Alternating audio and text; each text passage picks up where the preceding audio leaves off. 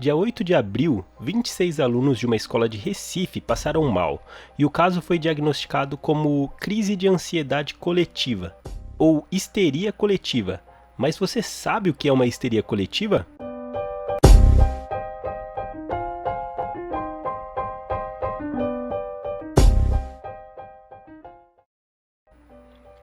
Olá, meu nome é Souza do canal Singularizando e antes mesmo de começar esse vídeo, já deixa aí o seu like e se inscreva no canal. Vai ser bom para você adquirir mais conhecimento e para ajudar a divulgação científica aqui no Brasil. O ano é 1518, em Estrasburgo, França. Uma mulher começa a dançar freneticamente na rua, aparentemente sem motivos e sem parar. Em uma semana, já haviam mais de 30 pessoas também dançando sem parar e sem nenhum motivo aparente. E em aproximadamente um mês, 400 pessoas estavam dançando sem parar, como se tivesse sido contagiado por essa dança espontânea. Obviamente, o corpo humano não aguenta tanto, e boa parte das pessoas padeceram de exaustão, ataque cardíaco ou derrame. O conselho médico da época tentou localizar a causa desse mal, mas não teve sucesso. Em junho de 1962, mês de pico na produção de uma fábrica têxtil nos Estados Unidos, os funcionários da fábrica começaram a relatar subitamente sintomas como dormências, náusea, tontura e vômito, e boa parte acreditavam ter sido picado por insetos que estavam nos carregamentos de tecidos. 62 pessoas foram afetadas pela doença misteriosa. Alguns foram hospitalizados, a imprensa cobriu o caso, médicos e especialistas de diversas áreas investigaram e não encontraram nenhuma doença transmissível e nem mesmo picadas do inseto. 2005, Melbourne, Austrália. Uma funcionária do aeroporto desmaiou próximo à escada rolante. Na sequência, outras duas mulheres também passaram mal e desmaiaram. Com medo do episódio ser um ataque terrorista com gás, o ar-condicionado do aeroporto foi desligado. E claro, assim que as pessoas perceberam, muita gente começou a passar mal. Ao todo, 50 pessoas tiveram atendimento médico, não teve nenhum ataque e nem gás. A primeira funcionária a desmaiar teve um mal súbito e o resto foi consequência desse episódio.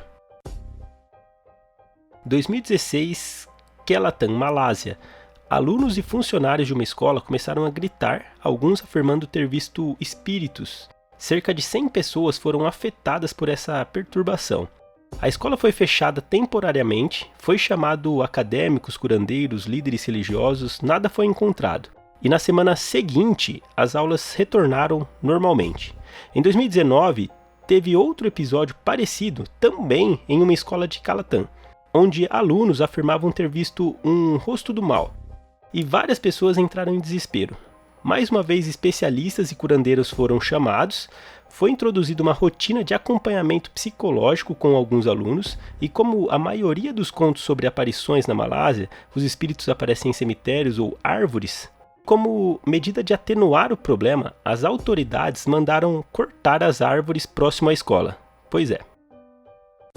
Abril de 2022, Recife, Brasil. Alguns alunos de uma escola de referência da cidade começaram a passar mal, um após o outro. O SAMU foi acionado, outros alunos vendo seus colegas sendo atendidos também passaram mal. Os sintomas eram tremor, falta de ar, desmaios e crises de choro. No total, 26 alunos receberam atendimento médico no local e foi diagnosticado como crise de ansiedade.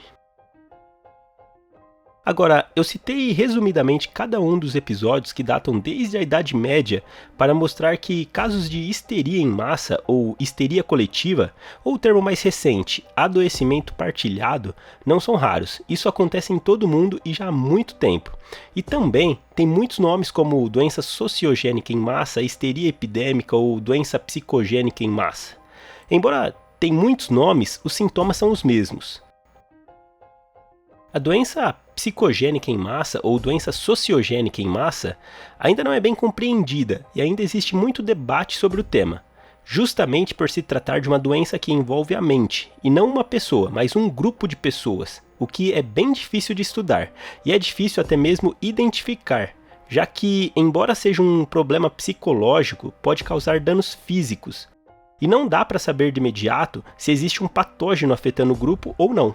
De acordo com o psiquiatra britânico Simons Wesley, a doença pode ser separada entre histeria de ansiedade em massa, onde há episódios de ansiedade aguda, ou histeria motora em massa, onde se nota anormalidade no comportamento motor.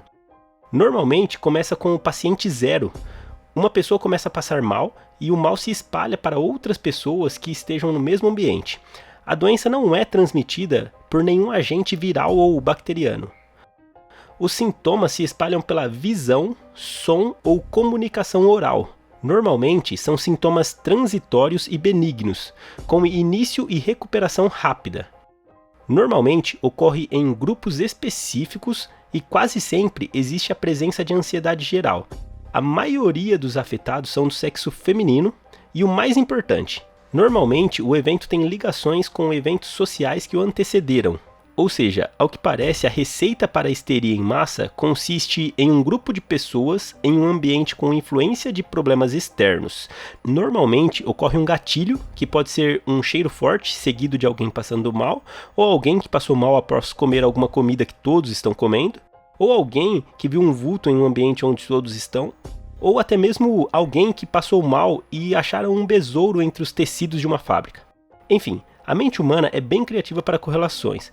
Após o gatilho no grupo, outras pessoas associam que o que está acontecendo é realmente um problema e pelo fato do ser humano ser um animal empático e sempre sentir a dor do outro, talvez isso contribua para a partilha desse adoecimento. Por exemplo, no caso de 1518 dos dançarinos em Estrasburgo, de acordo com o historiador John Waller, a histeria estaria ligada a fatores externos. Na França daquela época, a sociedade era extremamente religiosa e obscurantista. O imaginário popular daquela época era constituído principalmente pelo pensamento mágico, os rituais religiosos e com forte influência da Igreja Católica. Inclusive, já haviam relatos de pessoas que dançavam sem parar séculos antes, e era sempre associado a possessões. E na saúde também estavam mal. Estrasburgo enfrentava algumas pragas como sífilis, varíolas, hanseníase, sem contar com a fome generalizada e a instabilidade política. E tudo isso misturado parece ser um excelente cenário para uma histeria coletiva. Em 1962, a histeria da fábrica têxtil também foi fatores externos que provavelmente contribuíram e muito para a doença.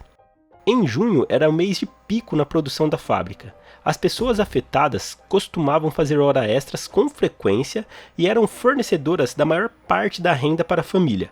Eram trabalhadores que não lidavam muito bem com o estresse. Dos 62 trabalhadores afetados, 59 eram mulheres que, além da pressão do trabalho, tinham outras pressões na família e sociedade. Ou seja, mais um grupo específico em um ambiente propício para uma histeria em massa. O caso da Austrália em 2005. Voltando alguns anos antes, o mundo presenciou em 2001 atentados ao World Trade Center, ataques com antrax. Nos anos seguintes, o terror sempre voltava ao noticiário, com ataques em metrôs ou praças públicas. Dentro do aeroporto, uma funcionária desmaia e o ar-condicionado é cortado para evitar o espalhamento de um possível gás tóxico. Só precisava dessa suspeita e alguém desmaiando para o pânico generalizado tomar conta e muitas outras pessoas se sentirem mal. Os casos que ocorreram em Kelantan, Malásia, são especificamente crises causadas por supostas aparições malignas. Isso provavelmente porque a Malásia é um país profundamente religioso e Kelantan, onde ocorreu as tais aparições, é o estado mais religioso da Malásia. E histórias de fantasmas e aparições fazem parte da cultura dos malaios há anos. Desde criança, os malaios crescem ouvindo dezenas de histórias sobre sacrifícios, invocações, magia, espíritos, e isso é o cenário propício para a histeria em massa. Inclusive, o sociólogo e médico americano Robert Bartholomew considera a Malásia como capital mundial da histeria em massa, pela quantidade de histerias que acontece por lá e, na maioria das vezes, relacionada a aparições e espíritos. Já no caso do Brasil, que ocorreu nesse mês, de acordo com os especialistas, o momento em que vivemos nesses 2 últimos anos foi um fator importante. Os adolescentes da escola passaram aproximadamente 2 anos sem acesso ao ambiente escolar e interações físicas com outros alunos. Muitos dos alunos já estavam passando por tratamento psicológico E para fechar, estavam em semana de prova, onde a tensão aumenta. Dados os fatos que antecederam, um aluno começou a passar mal e foi seguido de outro até chegar o SAMU, o que aumentou a quantidade de alunos passando mal simplesmente pelo fato de ver o SAMU atendendo outros colegas. Ok, agora que sabemos o que é histeria em massa e como acontece, o que fazer para evitar? Bem, primeiramente, como citado anteriormente, é muito difícil saber se o problema é de fato uma histeria em massa ou existe mesmo alguma contaminação por patógenos.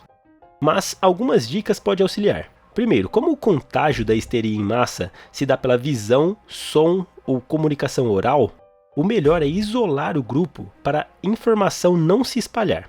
Segundo, tratar com técnicas específicas contra o estresse e ansiedade, como respiração profunda ou técnicas de relaxamento.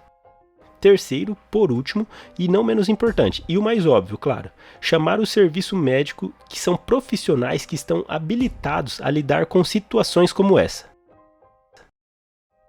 E se você quer conhecer mais e mais sobre ciência e tecnologia, não se esqueça de curtir esse vídeo e se inscrever no canal, porque constantemente estamos trazendo novidades e mais conhecimento. Um grande abraço, até a próxima!